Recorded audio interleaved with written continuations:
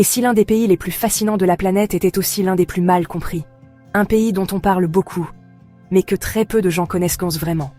Un pays où le temps ne fonctionne pas comme ailleurs, où les traditions ancestrales sont encore bien vivantes, et où chaque jour peut sembler venir d'une autre époque. Bienvenue en Éthiopie. Un territoire souvent décrit comme le cœur historique de l'Afrique, un lieu où sont nées certaines des plus anciennes civilisations humaines. Ici, on ne suit pas toujours les règles du reste du monde. Le calendrier est différent, le rythme de vie aussi, et les habitudes peuvent surprendre dès les premières heures. Mais l'Éthiopie, ce n'est pas seulement une histoire ancienne. C'est aussi un pays qui fascine par la beauté unique de ses femmes, par ses tribus aux traditions étonnantes, par une nature sauvage et spectaculaire, et par un coût de vie qui défie toutes les attentes. Dans cette vidéo, tu vas découvrir des faits surprenants, parfois déroutants, parfois incroyables, et souvent totalement inconnus du grand public. Alors reste bien jusqu'à la fin, parce que certains éléments risquent vraiment de changer la façon dont tu vois ce pays. Mais pour comprendre l'Éthiopie, il faut d'abord voir comment on y vit réellement. Arriver en Éthiopie pour la première fois, c'est un peu comme entrer dans deux mondes en même temps. D'un côté, tu vois des immeubles modernes, des cafés animés, des voitures partout dans les grandes villes comme Addis Abeba. Et de l'autre, à seulement quelques rues de là, des scènes de vie qui semblent figées dans le temps, des marchés traditionnels, des vendeurs ambulants, des familles qui discutent longuement autour d'un café. Ce contraste frappe immédiatement, et c'est souvent la première chose que les expatriés remarquent. Le rythme de vie lui aussi déroute au début. Ici, tout va plus lentement. Les rendez-vous ne commencent pas toujours à l'heure prévue, les démarches prennent du temps, et la notion d'urgence n'est pas la même qu'en Europe ou en Amérique du Nord. Pour certains expats, c'est frustrant. Pour d'autres, c'est un soulagement. On apprend vite à respirer, à attendre, à accepter que tout ne soit pas contrôlable. Au quotidien, la vie des expatriés dépend beaucoup de leur capacité à s'adapter. Les relations avec les locaux sont généralement positives, mais demandent un peu de patience. Les Éthiopiens sont souvent curieux, ouverts et très respectueux, mais la communication peut parfois être déroutante. On évite le conflit direct, on dit rarement non de façon frontale, et beaucoup de choses passent par le langage non verbal. Ce choc culturel surprend au début, mais devient avec le temps une vraie leçon d'humilité. Ce qui marque presque tous les expatriés, c'est l'hospitalité éthiopienne. Ici, accueillir quelqu'un est presque sacré. Il n'est pas rare d'être invité à partager un repas, un café, ou simplement un moment de discussion, même avec des personnes que l'on connaît à peine. Le sens de la communauté est très fort. On prend soin les uns des autres, on s'entraide, et la famille, au sens large, occupe une place centrale dans la société. Mais vivre en Éthiopie n'est pas toujours simple. Les infrastructures restent inégales. Les coupures d'électricité ne sont pas rares, l'eau peut manquer dans certains quartiers. Et les routes, en dehors des grandes villes, sont parfois difficiles d'accès. L'Internet, lui aussi, peut poser problème. La connexion est souvent lente, instable, et loin des standards occidentaux, ce qui peut être un vrai défi pour les expats qui travaillent en temps ligne. L'adaptation culturelle est sans doute le plus grand défi. Comprendre les codes sociaux, respecter les traditions, accepter les différences sans jugement, tout cela demande du temps. Mais ceux qui font l'effort découvrent une expérience profondément humaine, bien loin des clichés habituels. Et ce n'est rien comparé à ce qui rend ce pays totalement unique. L'Éthiopie est l'un de ces pays qui donnent l'impression de fonctionner selon leurs propres règles. Plus on s'y intéresse, plus on découvre des faits qui surprennent, même les voyageurs les plus expérimentés. Et l'un des premiers chocs arrive souvent dès qu'on regarde. La date. Oui, en Éthiopie, le calendrier n'est pas le même que dans le reste du monde. Ici, l'année ne compte pas 12 mois, mais 13. 12 mois de 30 jours, plus un 13e mois très court, qui dure seulement 5 ou 6 jours selon les années. Résultat, le pays accuse un décalage de plusieurs années par rapport au calendrier international. Quand une grande partie du monde pense être en 2024, l'Éthiopie, elle, vit encore plusieurs années en arrière. Beaucoup de visiteurs plaisantent en disant qu'ils ont soudainement rajeuni en atterrissant à Addis Abeba. Mais ce décalage ne concerne pas seulement le temps. L'identité éthiopienne elle-même est profondément unique. L'Éthiopie fait partie des très rares pays africains à n'avoir jamais été colonisé de manière durable. Cette indépendance historique a laissé une empreinte forte sur la mentalité du pays. Les traditions, les institutions, la culture et même la fierté nationale se sont développées sans être totalement effacées ou remplacées par des modèles étrangers. Cela se ressent dans la manière dont les Éthiopiens se perçoivent, avec un profond sentiment d'histoire et de continuité. la diversité linguistique est un autre élément fascinant. L'Éthiopie ne se résume pas à une seule langue ou une seule culture. On y parle des dizaines de langues différentes, appartenant à plusieurs grandes familles linguistiques. L'amharique est la langue officielle, mais selon la région, on entendra l'oromo, le tigrinya, le somali et bien d'autres langues locales. Pour un étranger, cela peut être déroutant, mais c'est aussi ce qui rend chaque région du pays si différente et si riche. La religion occupe également une place centrale dans la vie quotidienne. L'Éthiopie abrite l'une des plus anciennes communautés chrétiennes du monde, avec des traditions qui remontent à des siècles. Les rituels religieux, les fêtes, les jeûnes et les célébrations font toujours partie intégrante du quotidien. En parallèle, l'islam est très présent dans certaines régions, et les deux religions coexistent depuis longtemps. Cette coexistence a façonné une culture spirituelle profonde, où le passé reste très vivant. Ce qui surprend souvent les visiteurs, c'est de voir à quel point ces traditions anciennes ne sont pas des vestiges figés, mais des pratiques toujours actives. Les fêtes religieuses rassemblent des foules immenses. Les habits traditionnels sont portés avec fierté, et les coutumes se transmettent encore de génération en génération. Mais s'il y a bien un sujet qui fait parler de l'Éthiopie partout dans le monde. Depuis plusieurs années, un sujet revient souvent dans les conversations, les documentaires de voyage, et même sur les réseaux sociaux, la beauté des femmes éthiopiennes. Beaucoup les décrivent comme parmi les plus belles d'Afrique, voire du monde. Mais derrière cette réputation se cache une réalité bien plus complexe et culturelle qu'un simple cliché. En Éthiopie, la notion de beauté ne se limite pas à un visage ou à une silhouette. Elle est liée à l'ensemble du corps, à la manière de se tenir, de marcher, de parler. La posture est importante, droite, calme, assurée. Le regard aussi, souvent posé, sérieux, presque introspectif. Ces éléments donnent une impression de dignité naturelle qui marque beaucoup de visiteurs. Les standards de beauté diffèrent fortement de ceux que l'on connaît en Europe ou en Amérique du Nord. Là où l'Occident valorise souvent la minceur extrême ou certaines tendances passagères, en Éthiopie, les critères sont plus variés et profondément ancrés dans la culture. Dans certaines régions, des formes plus pleines sont associées à la santé et à la stabilité. Ailleurs, ce sont les traits du visage, la texture des cheveux ou la manière de s'habiller qui comptent davantage. Le climat et le mode de vie jouent aussi un rôle important. Dans de nombreuses zones rurales, la vie est physique. Marcher longtemps, porter de l'eau, travailler la terre. Cela façonne naturellement le corps et la posture.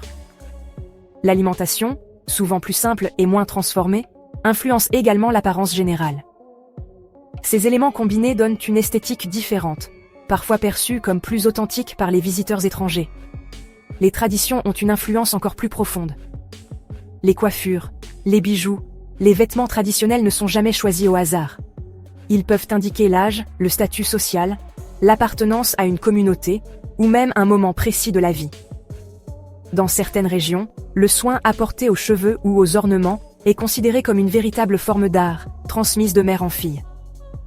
Cette diversité explique pourquoi il est impossible de parler d'un seul type de beauté éthiopienne. Le pays compte des dizaines de peuples différents, chacun avec sa propre vision de ce qui est beau, respectable ou désirable. Ce qui est admiré dans une région peut sembler banal dans une autre. Et c'est précisément cette diversité qui fascine autant.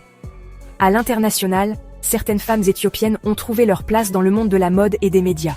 On les retrouve parfois sur des podiums ou dans des campagnes publicitaires, souvent mises en avant pour leurs traits distinctifs et leur élégance naturelle. Mais il est important de ne pas exagérer ce phénomène.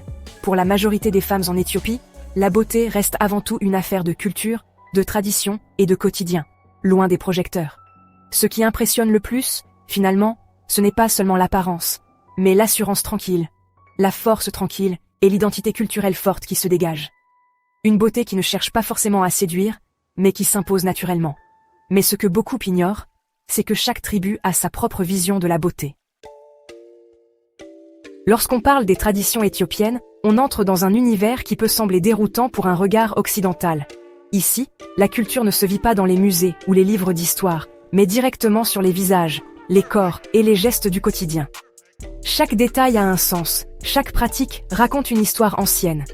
La beauté tribale, par exemple, prend des formes totalement inattendues.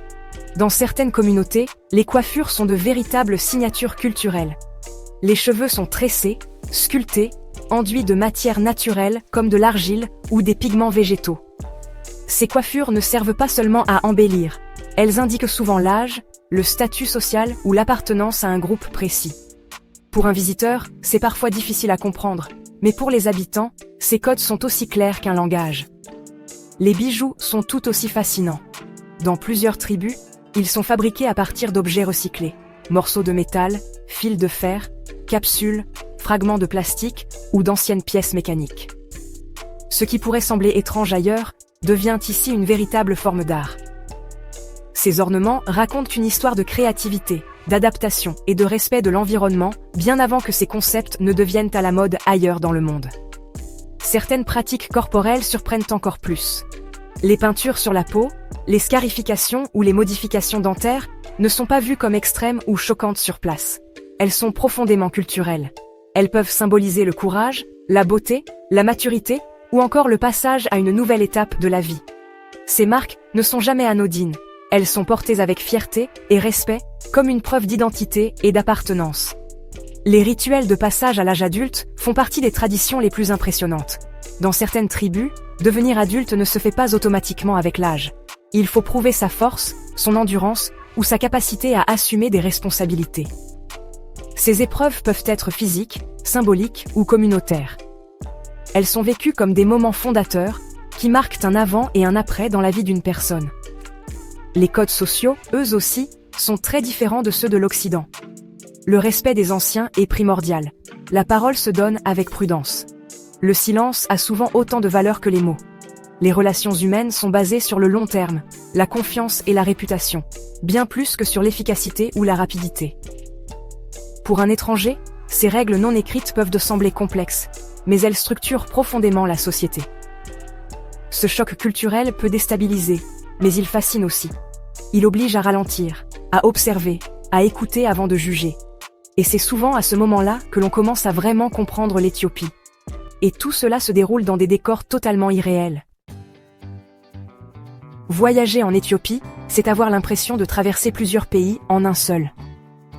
Les paysages changent radicalement d'une région à l'autre, parfois en seulement quelques heures de route. Chaque lieu semble raconter une histoire différente, comme si la nature et l'histoire avaient décidé de se mélanger sans jamais se limiter. Parmi les sites naturels les plus spectaculaires, certains paraissent presque irréels. Dans le nord-est du pays, on trouve des zones désertiques aux couleurs étonnantes, où le sol se teinte de jaune, de vert ou de rouge, selon les minéraux présents. La chaleur y est intense, le décor presque lunaire, et le silence donne l'impression d'être sur une autre planète. Peu d'endroits au monde offrent une sensation aussi forte de dépaysement. À l'opposé, les montagnes éthiopiennes offrent un tout autre spectacle. Les hauts plateaux et les massifs vertigineux dessinent des panoramas à couper le souffle. Les vallées profondes, les falaises abruptes et les sommets enveloppés de nuages donnent une impression de grandeur et de puissance. Pour les amateurs de nature et de randonnée, ces régions sont un véritable paradis encore largement préservé du tourisme de masse. Mais l'Éthiopie ne se résume pas à ses paysages naturels. Les villes historiques du pays sont tout aussi fascinantes. Certaines semblent figées dans le temps, avec leurs ruelles étroites, leurs maisons anciennes et leur atmosphère paisible. On y croise des habitants vivant selon des traditions transmises depuis des générations, donnant l'impression de remonter plusieurs siècles en arrière. Chaque pierre, chaque mur semble chargé de mémoire. L'architecture ancienne est omniprésente, notamment dans les villes qui ont joué un rôle majeur dans l'histoire du pays. Les constructions traditionnelles côtoient parfois des bâtiments plus récents, créant un contraste étonnant entre passé et présent. Cette cohabitation donne aux villes éthiopiennes une identité unique, loin des modèles urbains standardisés que l'on retrouve ailleurs. Les sites spirituels et religieux font partie des lieux les plus impressionnants à visiter. Certaines églises ont été entièrement taillées dans la roche, directement sculptées dans le sol. Ces édifices, construits il y a des siècles, témoignent d'un savoir-faire exceptionnel et d'une foi profondément enracinée. En entrant dans ces lieux, on ressent souvent une atmosphère particulière, presque hors du temps, où le silence et la pierre racontent une histoire sacrée. Ce qui frappe le plus, c'est cette sensation permanente de voyager dans plusieurs mondes à la fois. En une seule journée, on peut passer d'un désert brûlant à des montagnes verdoyantes, d'une ville animée à un site spirituel profondément calme. Peu de pays offrent une telle diversité dans un espace aussi concentré. Mais visiter l'Éthiopie, ce n'est pas juste regarder. Vivre ou voyager en Éthiopie, ce n'est pas seulement visiter des lieux impressionnants. c'est surtout participer à une vie quotidienne riche en rituels, en rencontres et en expériences simples mais profondément marquantes. Ici, les journées sont rythmées par des traditions qui donnent du sens au temps et aux relations humaines. L'une des expériences les plus emblématiques est sans doute la cérémonie du café. En Éthiopie, le café n'est pas une boisson que l'on avale à la hâte. C'est un véritable moment social. Les grains sont torréfiés sur place, écrasés à la main, puis infusés lentement. La cérémonie peut durer plus d'1 heure, ponctuée de discussions, de silences et d'échanges sincères. Refuser un café peut même être perçu comme impoli, tant ce rituel est important dans la vie sociale. Les marchés traditionnels font aussi partie du quotidien. Dès le matin, les rues s'animent de vendeurs, de couleurs et de parfums. Fruits, légumes, épices, tissus, objets artisanaux. Tout se vend et s'achète dans une ambiance vivante et parfois chaotique. Pour un visiteur, c'est une immersion totale dans la réalité locale. On y apprend à négocier, à observer, et surtout à comprendre comment fonctionne la vie économique au jour le jour. Les festivals et célébrations occupent une place centrale dans la culture éthiopienne. Tout au long de l'année, le pays se transforme au rythme des grandes fêtes religieuses et culturelles. Les rues se remplissent de couleurs, de chants et de danses traditionnelles. La musique résonne, les corps bougent, et l'énergie collective est contagieuse. Même en tant qu'étranger, il est difficile de rester simple spectateur. On vous invite souvent à participer, à danser, à partager un moment. La cuisine éthiopienne est une autre expérience incontournable.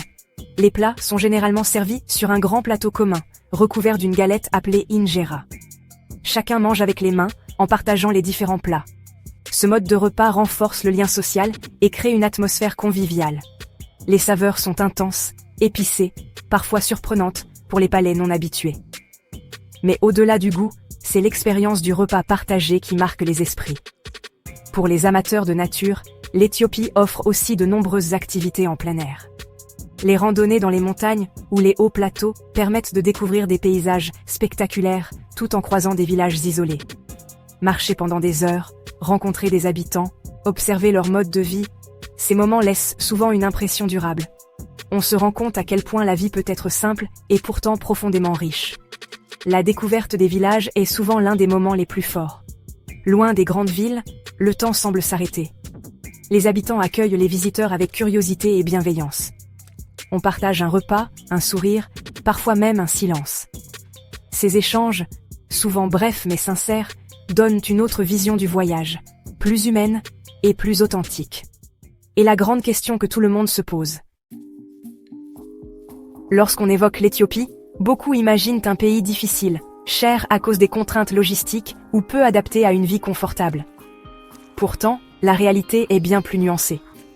Le coût de la vie en Éthiopie est l'un des aspects qui surprend le plus les voyageurs et les expatriés, surtout lorsqu'on le compare à l'Europe. Commençons par le logement.